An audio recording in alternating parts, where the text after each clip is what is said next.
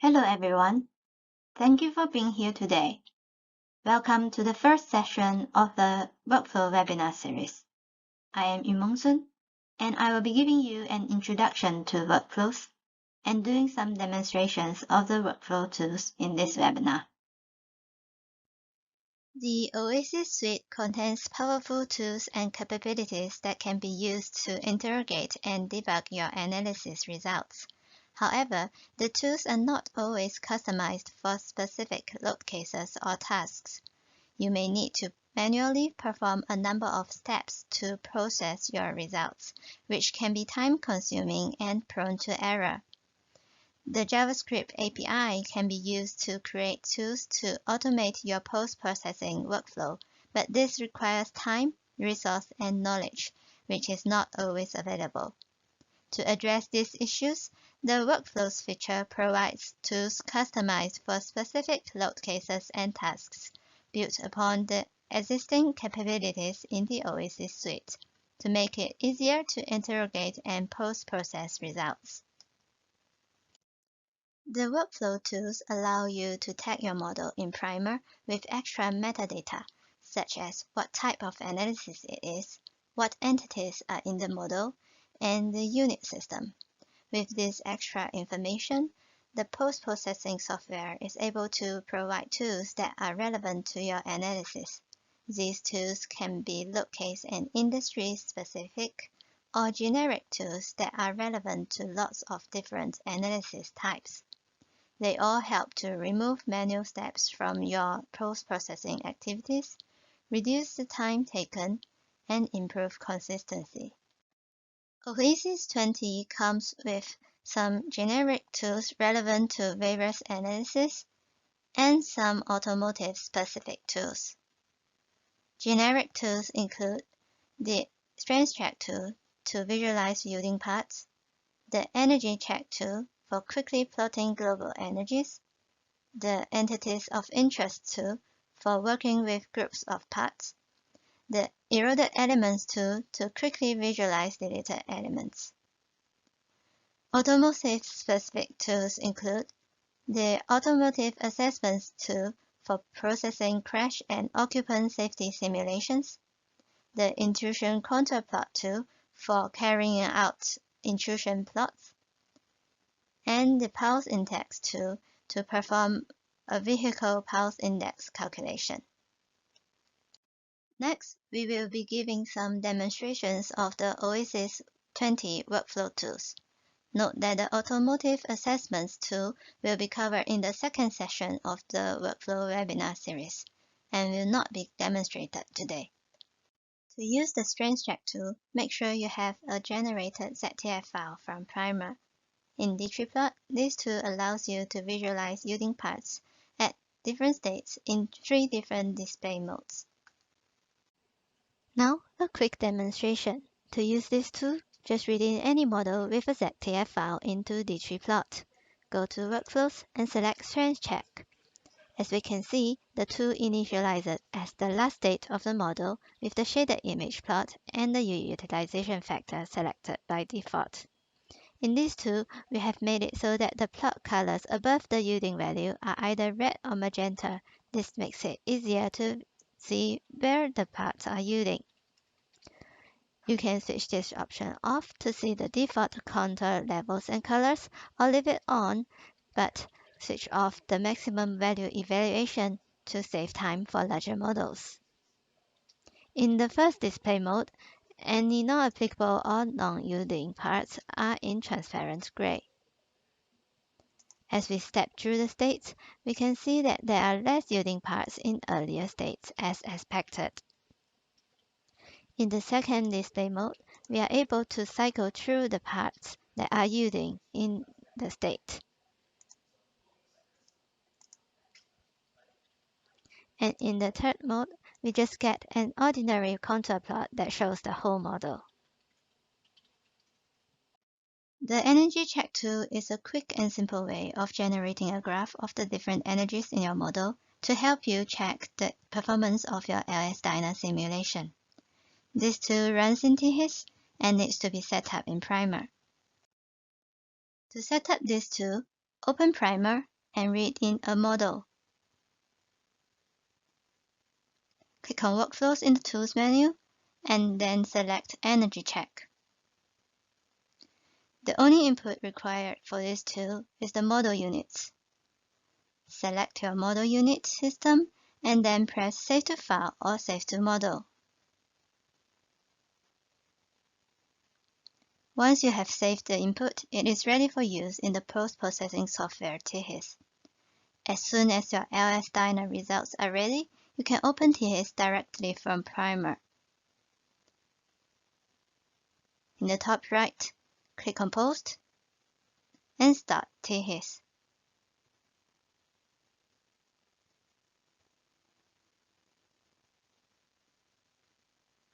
In THIS, click on Workflows and then Energy Check.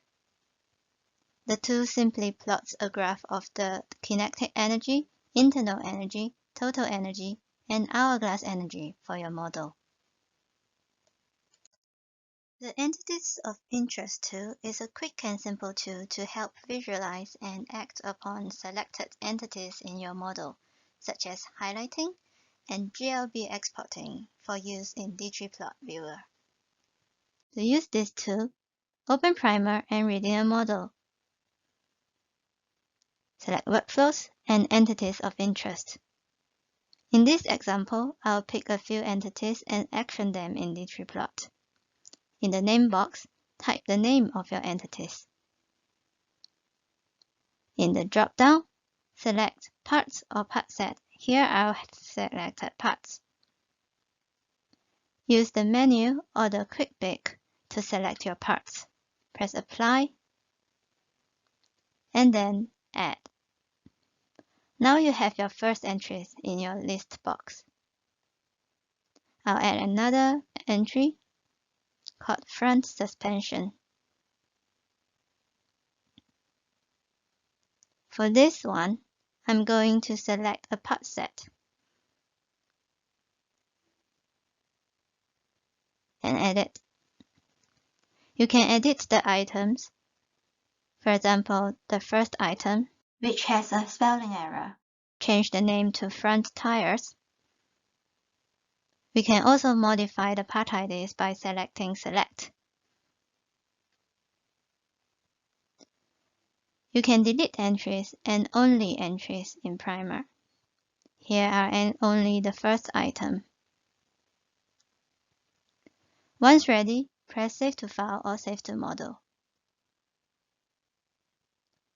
Once you have saved the input, it is ready for use in the post-processor ggplot.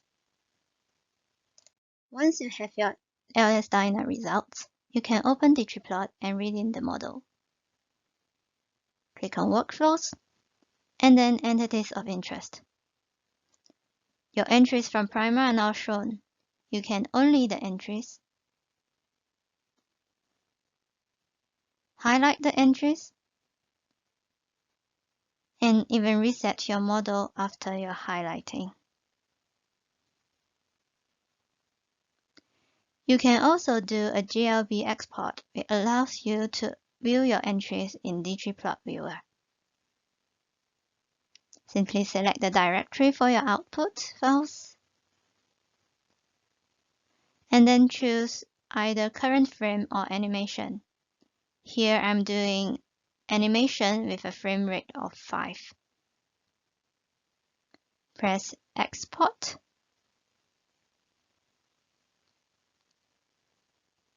And your GLB files should be ready.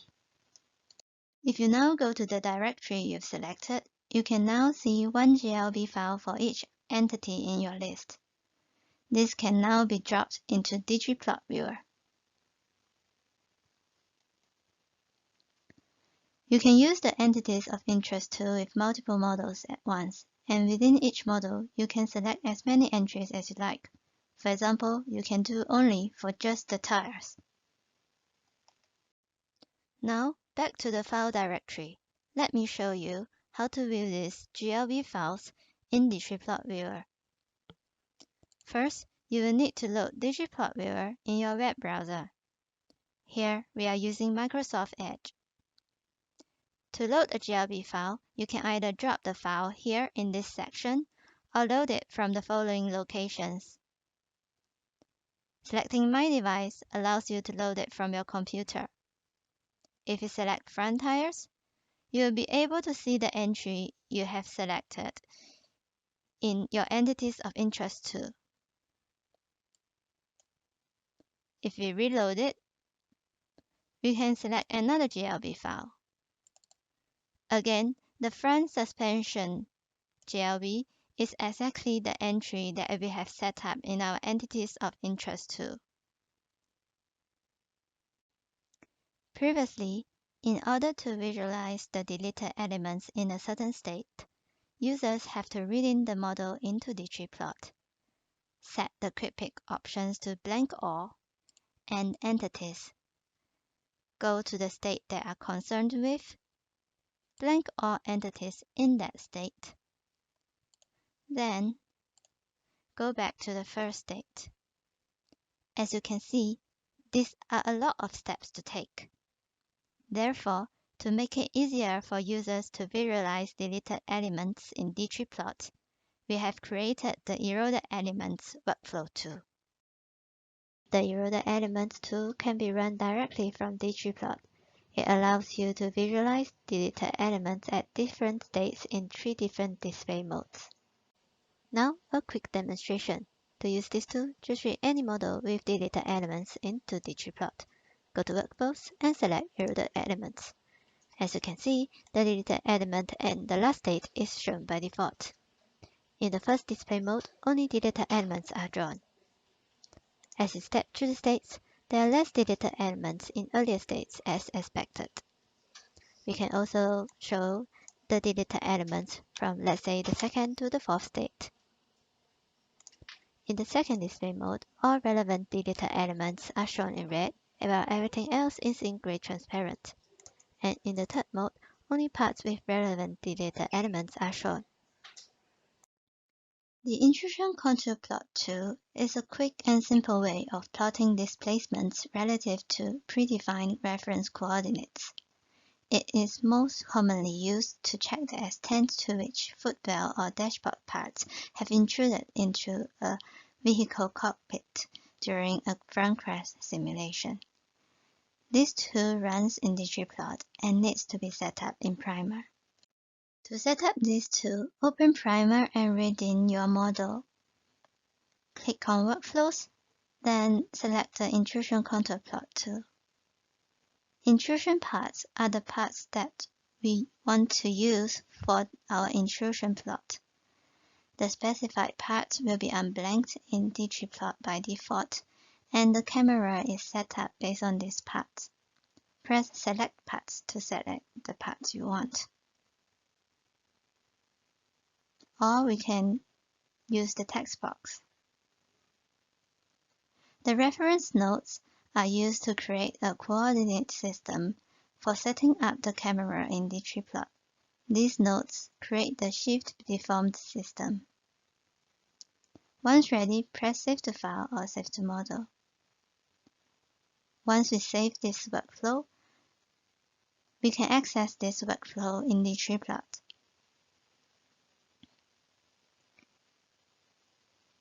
Once your LS-DYNA results are ready, open the model in ggplot. Click on Workflows and select the Intrusion contour plot tool.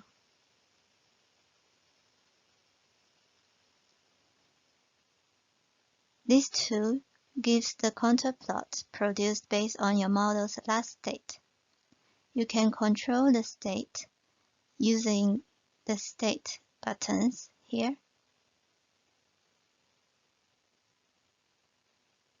or we can change the state using the text box.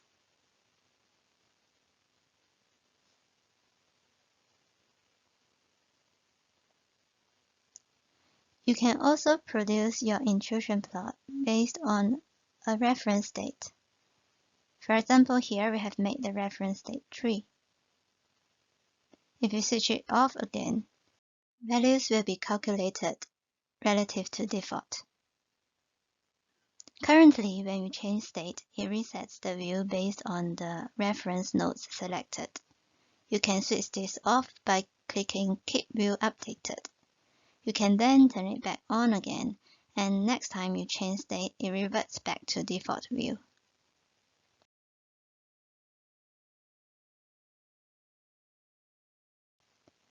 This tool also works with multiple models. To use the Intrusion contour plot tool with multiple models, we need to read in two different models, both if Intrusion contour plot setup. Go to Workflows, Intrusion contour plot, select multiple models. Click both models that you want to run. The intrusion contour plot will be produced for both models selected. If we change the plot state in the tool, both models will be updated.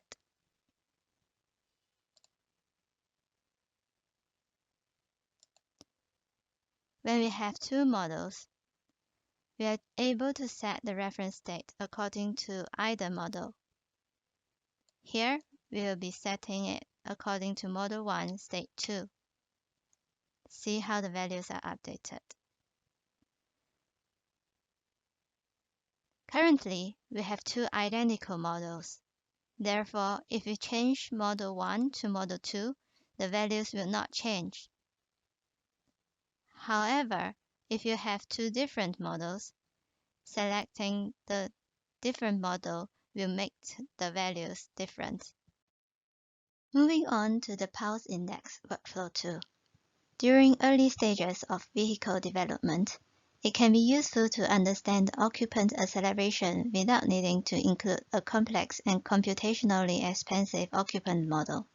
The pulse index workflow tool allows you to estimate the acceleration that would be experienced by a vehicle occupant in a crash test scenario. This tool assumes a virtual single degree of freedom mass spring system in which the occupant is represented by a mass and the seatbelt is represented by a spring. This spring mass system is virtually attached onto the vehicle. You can specify either constant or variable restraint stiffness. You can also add slack to the seatbelt. This option allows the virtual vehicle occupant to move freely for a specified distance before the restraint stiffness begins to take effect. You can find more details about the pulse index calculation in the user manual. The pulse index tool runs in THIS and is set up in Primer. To set up this tool, we need to read in the model into Primer. Then, in the Tools section of Primer, go to Workflows and select Pulse Index. The first thing we need to do is set up the units for the model. Here we can select U2, which is millimeters, tons, and seconds.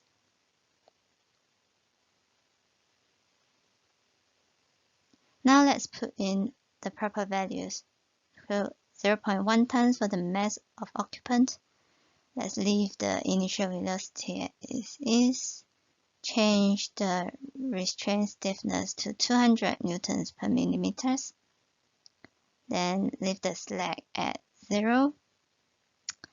For the measurement node, we need to select an axis and a node. To select the node, we need to open the menu and select one of these. We can also pick or create one. Then for the axis, here we are leaving it at x-axis, which is the default.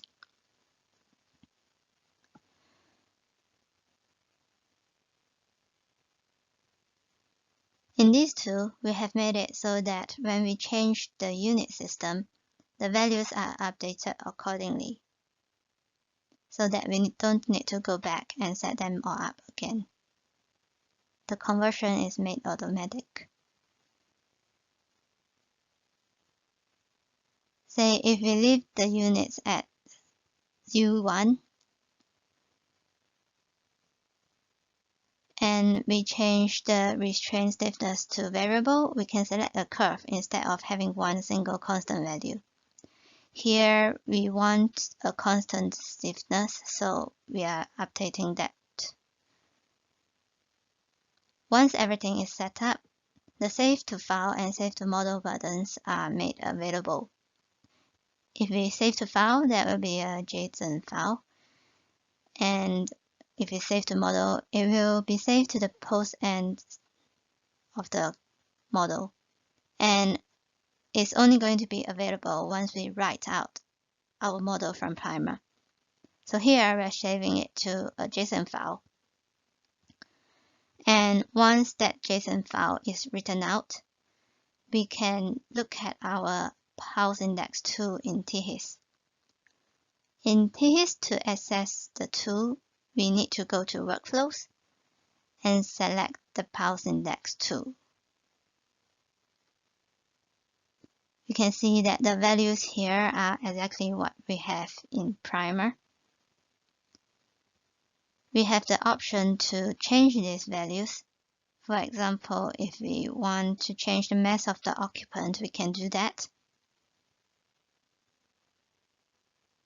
We can also change some of the other values, including the unit system. Here we've ran the model in U2, so we are updating it to that.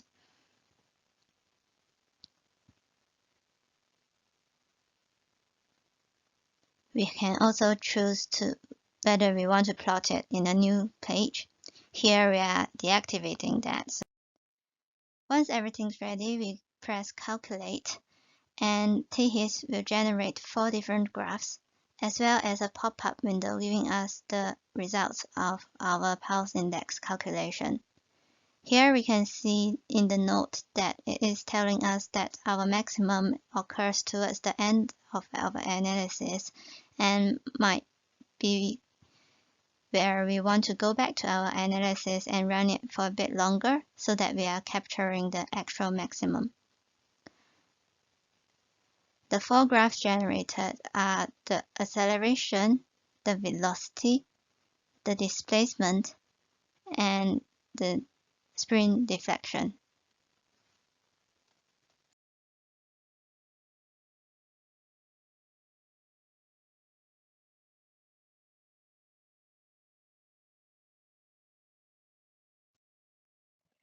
We have now finished all of today's tool demonstrations.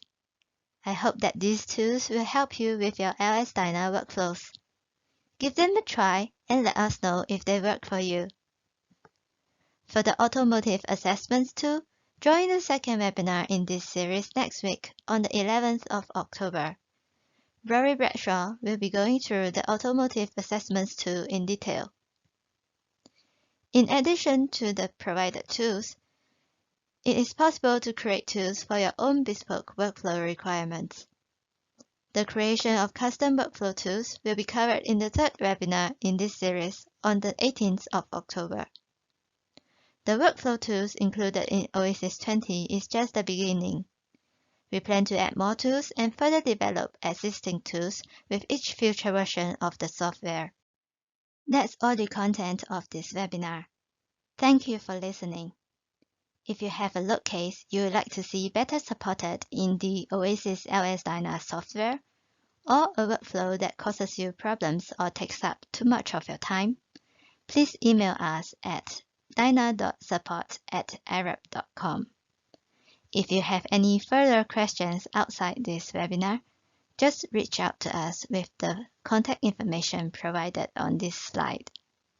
I am now ready to take your questions on what I have covered today. Please share your questions and any feedback you have about your workflows in the questions box.